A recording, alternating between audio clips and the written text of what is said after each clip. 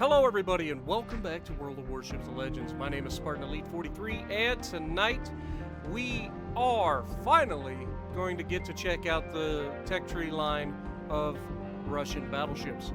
Now, I'm not gonna lie, I was given a series of crates by Wargaming as a community contributor, and we managed to get all of the battleships that are currently available.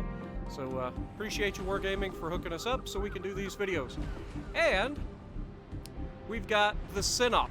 The very first ship we're going to check out is the currently top tier, tier 6 Sinop. But we're going to go over a few things. First of all, let's get down to the commander profile. We are using Mikhail Kadyrov, which is the tank build battleship captain. We've got Vicious Circle. We've got Not One for the Nuisance, which reduces risk of catching fire or flooding. We didn't choose the Brawler perk, mainly because we don't want to lose even more range on our guns. Crisscross. I actually played without choosing either of these. That makes a lot more sense. This could go either way. It's got good secondaries, so you could choose Crisscross or the Porcupine. I would suggest Crisscross because you need more gun traverse, and I completely played without it because I'm a dipshit. So, oops, sorry. That one slipped. That's my fault. But either way, we're using Collective Labor for the extra damage control charge, and the damage control party duration increased by 10%. And then we've got Master Mechanic for an extra repair charge, and remember, you'll get this up to an extra one even beyond this once you get to tier 16. But currently we are rank 11. And that allows us to have Andrew Cunningham as our first commander. And then we have Robert Jojard as our second. You can change these out as wanted. The accuracy on these ships aren't real bad. Even with a tank build, it's not bad, especially inside 10 kilometers. Though you do get trolled with vertical dispersion sometimes. Sometimes the rounds will literally just derp into the water or go straight over where you're actually aiming, which is a little annoying. But other than that, you generally get some pretty nasty tight groupings, as you'll see in our video. I kind of rushed to get you guys a video, so it's not going to be the best gameplay, but it's going to showcase a little bit about what the ship can do when it's top tier. When it's not top tier, as in most of the time, I was up against some ships, thought I could bow tank them, found out that this ship gets citadeled right through the nose. So keep that in mind. I don't know why, but apparently it doesn't have enough bow armor to take 16-inch guns through the nose. In fact, I got citadeled twice by an Iowa straight through the nose in one salvo. So yeah, not preferable. Now, and that's with the tank build. So people can't gripe at me for using the dispersion build all the time. Anyway, so let's go to the upgrades and loadout and show you what I got. I've got the aiming systems mod, which gives you the better dispersion, obviously. Again, you could use the secondary mod if you want, or this would actually be a good time for main battery mod, just due to the fact that you need that rotation on your turret. The rotation on these Russian battleships turrets is fudging bad. Caught myself again, but it's really bad. Also, the steering, not good on this. So you could swap this out for the steering gears. However, I went full tank build. I don't want to be getting set on fire all the time because, remember, we had the limited damage control charges. So you've got to be careful with that. And then, of course, the last one is obviously the target acquisition system mod. And then I went ahead and converted some XP to get all of our upgrades. Now, if we look at the loadout here, none of our consumables can be swapped. We do have a new flag. Our new flag, instead of the alpha tester flag, we have a community contributor flag, so thank you Wargaming for that. It's pretty cool. I like that. I'll go ahead and start putting that on all my ships, just to rep the community contributors. Now, it does have 65,000 hit points, which isn't bad for a battleship, but the armor, not that great. I was expecting, due to the fact that the Nikolai is so good, that would carry through the line. Unfortunately, it doesn't. The Nikolai seems to be the pinnacle of the armor, and because you're up against such small caliber guns, usually it's not too bad. You do need to angle in these ships. You cannot try to just straight bow tank. You will be citadeled through the nose by 16-inch guns, much like the Nelson does. So keep that in mind. Do not try to straight bow tank. Gotta angle. All right, so it does have 23% torpedo damage reduction. So it's not great, but it's not terrible. Artillery, it has 406mm guns, aka 16-inch guns. Has 9 of them, much like the Iowa. They are in 3x3x3, with one being way far back. And I'll go over some of the things about that as well. But as you can see, it's got a boatload of secondaries. It's got 12 130 mils. It's got 4 152mm single guns, and then it's got 12 152mm double guns. So it's got 6 double guns, and then 6 double guns for the 130s as well. So it's got a lot of secondaries. A lot of secondaries. But they don't shoot that far. Even yeah, we don't have Porcupine or Hipper or any of them on right now, so we haven't tried to max it. But 4.7 is kind of low for secondaries. It's kind of Iowa-esque, so secondary reach is not going to be too good. But once you get something inside that reach, bad things start to happen to it pretty quickly, especially considering they all fire HE. Maneuverability, 27 knot top speed, not great but not horrible. With the Iowa and other battleships dispersion builds, that's kind of what you get down to, probably a little less than this, so you're going to be a little faster than most battleships. But the turning radius, not good. The turning radius on these ships is worse than the Iowa, so keep that in mind. Torpedoes, not a good thing for you. The rudder shift, not bad at 12.9 seconds. Once you get the upgrade for the hull, I believe that goes from 30 seconds, which is horrendous, down to 12.9, so much better once you get the hull upgrade. Concealment, not bad for a battleship, but you're still a battleship. You're going to be detected most of the time, so keep that in mind. Overview. Superior AP penetration. Now this is a little bit of a tisk. Yes, it has great armor penetration if it hits straight. But I do believe, and somebody can correct me if I'm wrong, I do believe that these shells have a worse AP angle, penetration angle. So what you end up with is running out of penetration when you need it most. So you end up bouncing a lot off of the sides of angled ships, even King George's. Then we've got Pyromania, which means it has an above average chance for HE shells to cause fire, which is nice. It has a really good fire chance. I think it's something like 41%. So it's pretty nasty fire chance for your HE shells. But the slow reload, again, puts you in that situation where you're probably not going to want to be spamming high explosive too much. The sluggish aim is what we already talked about. The turret traverse on these Russian battleships, not good. Not good. So you're in trouble if you need to shoot something close range. You'll see that in the match as well. The Sinop, a high-speed battleship project armed with 406mm guns that were developed right before the beginning of World War I. Her advantages included well-designed armor protection and a strong secondary battery. So that's what we've got for the ship. So with that being said, let's get down to the gameplay. Alright, so we're going to be on Estuary, my favorite map, and we're going to take a look at the Sinop in battle and see what you guys think. Now, I will be honest, I haven't played enough matches in this thing to really give you a yes or no on it, but I will say this. In what I have played, I've tried both the dispersion and the tank builds. I'm sticking with the tank builds for now because the dispersion isn't so horrendous in a tank build that it makes me wish I had a dispersion build, and you get the extra benefits of being in a tank build. So that's the first thing. The second thing I will say about these is you're going to see in this match a little bit of the better qualities of the ship, and then also the not so good qualities of the ship, and that's why I want to showcase this particular match. There's going to be quite of a downturn in action later in the match, and so I apologize for that ahead of time. But what I will say about these Russian battleships is you can already see how slow the turrets turn. They're horrendously slow. Like, they are the slowest turrets on any battleship that I have played in quite a while, with the exception of maybe the Iron Duke.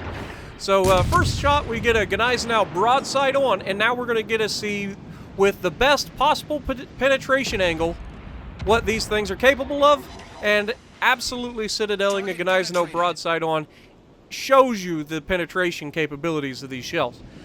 But he was giving a flat broadside. You cannot give this thing a flat broadside. Ioba, you have royally messed up. Now remember, this is not a dispersion build. This is the tank build. And watch this grouping. 6 16-inch rounds at the side of an Ioba. That's a pretty good grouping to me. 2 citadels. All his health now belongs to me. Now, the downside of this ship. Again, the biggest downturn is the fact that this thing's turrets turn so slow. So slow. Now, this guy launched a whole bunch of torpedoes. Nothing too crazy about that. We do notice the Akatsuki creeping up on us. We're going to go ahead and try to avoid all of that. Are we going to get a shot at the Nuremberg? Come on. Yep, we get the shot out. Is it going to make it over the top of the island? Come on. It looks good.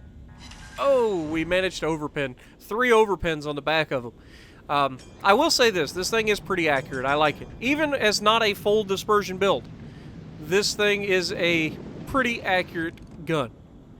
Now here, you'll see that I'm starting to reverse. Not sure if I'm going to have to play between these or if they're going to run out of steam. They're Japanese torpedoes. I don't want to take the chance, so I start reversing and putting myself in the gap between the 2 torpedoes. Nuremberg sets himself back out there. Now, because we're in a tank build, and you'll see these, they would have missed, but we didn't need to anyway. You'll see what I mean about the vertical dispersion, where we're missing on both sides of the ship because RNG says no.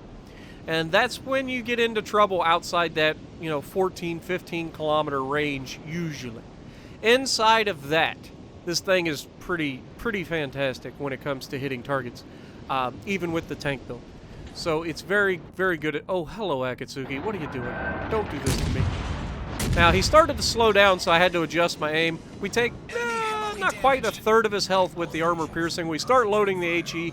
We know that he's thinking about going for torpedoes here, and because we just fired, he can now get straight in here. So he's going to try to push up on me and dump torps into the side of my ship. Not sure why he decided to throw smoke here, because he's obviously trying to torp me. But I'm going to try to force him up against the island, and I'm turning, and sure enough, he makes the correct turn for me. But here's where the turrets kind of get us into trouble. We can't quite get the guns to follow him. He gets his torps out. We take all 3 of the torpedoes, but we're going to follow our turn, and he's got no choice but to go down, giving us a ram kill and taking him down. Now, we go ahead, use our damage control. We use our first heal, and that allows us to maintain being in this fight. And this is where I start to make mistakes. We're at 60,000 damage, and you can see just how long it takes this ship to turn. This ship's turning is not good. Not good at all. We barely were able to turn into that Akatsuki. We've got a Nuremberg out to our right that's no health. The Bajani is setting us on fire. And even though we're a tank build, we're going to get set on fire occasionally. It's going to happen. Even with all the reduced chances, try to reduce the time it takes to put out the fires and all of that stuff, it's going to happen. And now here, I'm not exactly sure what happens, but I somehow managed to miss the Nuremberg. But because of where he's at, I really couldn't tell what happened. But I'm feeling pretty good about my odds, since the Gneisenau here is starting to stay broadside to us. But then the Benson ends up killing the Nuremberg, and that makes this Gneisenau freak out. Now he's all alone. He's up against the Benson, and now he's starting to turn away, and that keeps me from really being able to get a shot accurately on him. Go ahead, take the shot anyway. But here's where I needed to stop. I needed to stop, reevaluate what I was doing, and try to focus on one person at a time. I didn't do that. Instead, figuring I have the ability to take out a cruiser, take out the Gneisenau, I feel pretty good about my situation. So I push out. Unfortunately, we are going to get picked by one of the dumbest plays I've ever seen anybody pull in their life. and it's going to work for him in his favor. Yeah, it's not preferable. See that battleship that just spawned, or like got spotted straight ahead of us? Yeah, there's literally a battleship, and he's spamming high explosive. Oh, it's a Nelson, parked broadside on, to 16-inch guns. Anybody want to guess at how this is going to end? Has he not learned his lesson? We take the shot. He's not moving. He's parked as far away from everything as possible, so I am the only thing that he can possibly shoot. And we get our first Citadel on him with one hit. And then we've got an island between me and the Nelson, so I'm going to turn into the island to try to protect me from the Nelson while I fight the Gneisenau. The Nelson, being where he is pretty much useless for his team, with the exception of the fact that I happen to walk into the trap. So as long as I can manage to stay relatively safe, I can limit the effectiveness of the Nelson. Now, the Bajani over there is still starting to take some shots at me, so I'm kind of measuring him up, seeing if I'm going to get a chance to shoot at him. And did I mention that the turrets turn really, really slow on these Russian battleships? Good God. Turn the turrets! The ship is on fire. Nelson is still able to barely hit me. Gneisenau is shooting at me. And all I'm doing is trying to buy time for my team. We're winning the match. I don't need to force it. All I got to do is try to live long enough for our team to get close enough to help. And we get our last heal back just in time to heal quite a bit of damage. And as you can see, it's a decent heal. It's not an amazing heal, but it's a decent heal. And we take some damage right back from the Nelson. Luckily, he doesn't set us on fire this time. We still have 2 damage control parties available. And now that we've got some more shots at the Gneisenau here, we're going to go ahead and take it. He's broadside on, which means he is just begging for it at 11 kilometers. And so he gets very lucky we don't delete him right there, but it happens. Gneisenau is a very tricky ship to a Citadel nowadays. But we go ahead and get the rear guns on him as well, just trying to get as much damage as possible. Unfortunately, the Nelson's still able to just barely clear the island and hit us with those rounds. It's unfortunate, but you see I back up a little bit further, trying to give myself a chance. The Gneisenau not able to keep us spotted. The cruiser behind me no longer spotting me, so he gets away with missing that shot. I wait for all of my guns to be loaded here. Just due to the fact that I want to be shooting full broadsides when I fire from now on. And then just as I fire the guns, I don't get detected. So I don't need to move. So, and then that's the vertical dispersion I was talking about, where we literally just missed every one of those rounds, either short or long. I aimed them perfectly. It would have hit the ship had it had the right trajectory. But because the vertical dispersion occasionally gets you, that's where it trolls you and hits short and long somehow, but doesn't manage to hit the actual ship that you're aiming at. Here we try to take a shot, a little chippy shot here at the Bajani. The rear gun's going to hit the mountain, but the front guns are going to clear it. And no, it looked good, but it just may be a little too short. Again, showing where this thing isn't a dispersion build, and it's very difficult sometimes to get good vertical dispersion to hit what you're actually aiming at. Horizontal dispersion isn't a problem. It's the vertical dispersion that gets you. But here we've got a New Orleans pushing towards us. He's half health. I like my odds here. So I go ahead, place the shots ahead of him. He disappears the moment I go to shoot him. And then the Gneisenau comes back out. And so I instinctively turn towards the Gneisenau.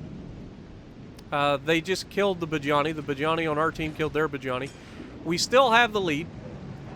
And I've got to be very careful not to get myself killed here. And I have creeped forward just enough once again that the Nelson is going to be able to hit me. So we've got a shot at the Gneisenau here. We're going to back up. Try to keep ourselves behind the island. We get another decent penetration, 3,400 damage. You can see our destroyer out there is able to shoot him from the smoke screen because we were keeping him spotted. Then we take another hit from the Nelson, and then we're trying to get another Citadel on this Nelson. He's not moving. He's sitting still, broadside onto us. And at this point, Problem solved, sir. I just want to take a good shot at him. So I'm going to pull out, try to get a shot before I end up dying, because this guy's keeping me spotted in the Gneiss now. And you can see, I don't pull the trigger here. I realized he wasn't going to hit me. This guy is going to hit me, so I go ahead and rush the shot a little bit, assuming that I was about to die. And he starts moving forward. So he gets lucky there. And then we go ahead and use the rear gun to try to get the other one. Much better placed shot, but unfortunately, just not going to get lucky enough to do any damage on him whatsoever. We shattered off the side of him. And that's what I say about the penetration angles rather than the actual overall penetration of the rounds. They've got plenty of penetration, but the angles that they're able to penetrate isn't as good as some of the other battleships, at least in my opinion. But overall, I feel like it's a pretty solid ship. It's not overpowered. It's not, you know, not anything amazing, but it is a fun ship to play. It's a medium-range battleship that you could definitely get into range with.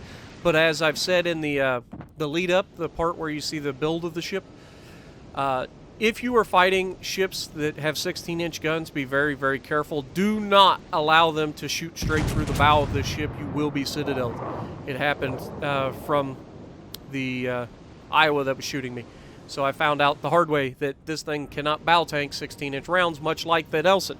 If you are inside of 10 kilometers, you've got to keep that in mind. Definitely got to try to angle your ship so that you make it, you know, the most out of your armor. Because if you stay bow tanking, you can and will be citadeled. Now notice that we're currently losing this match. My death kind of sealed our team's fate. So in order for these guys to actually get anything, this little Benson's going to have to pull off a kill on a battleship. And he's got two choices. And he fires 2 wide salvos from 7 kilometers. Now, I'll be real honest. I don't know why this guy hasn't hit these guys with torpedoes until now. I hadn't seen him fire any torpedoes up to this point. They're definitely inside his range. He was using smoke and firing from the smoke earlier. Maybe he just didn't know he had torpedoes, or maybe he launched them and was, you know, just really bad at shooting torpedoes. But this time he gets lucky, manages to hit one of them on the Nelson. And you can see he's still trying to focus down and get rid of the Gneiss now. Gneiss now very low health. If he can manage to set some fires, he might actually be able to kill the Gneiss now. And he's got to dodge as many rounds as possible. But there was a much better hit. He's starting to get some good consistent hits now. Is he going to finish him? Come on, little Benson. Oh God, you turned right into those. Okay, you got lucky. You got lucky you didn't die there. Come on, Benson. You can do it. Oh God, that's hurting. Yep, that's high explosive from a Nelson, and you didn't die. Count your blessings. And then he runs out of range of the Gneiss now, which means he can't finish the Gneiss now, and he starts shooting at the Nelson. Now, I'm no expert, but at this time, I would advise you to stop shooting and start disappearing. You're outside of your detective range, so just disappear. But because he keeps shooting, he's going to maintain being spotted, and the Nelson gets another reload, and all he has to do is hit one or two of these, and he gets 2 shots onto him, killing him.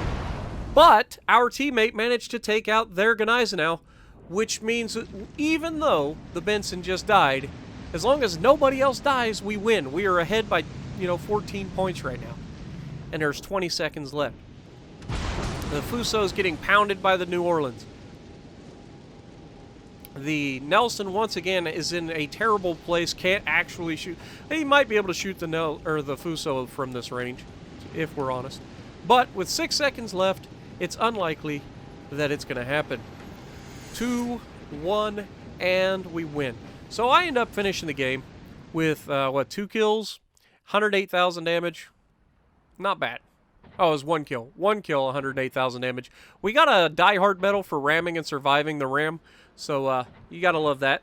And, like I said, this was your first look at a Russian battleship that wasn't the Nikolai. So if you like what I'm doing, punch the like button, leave a comment below, subscribe to the channel if you haven't already, and as always, I will see you in the next video.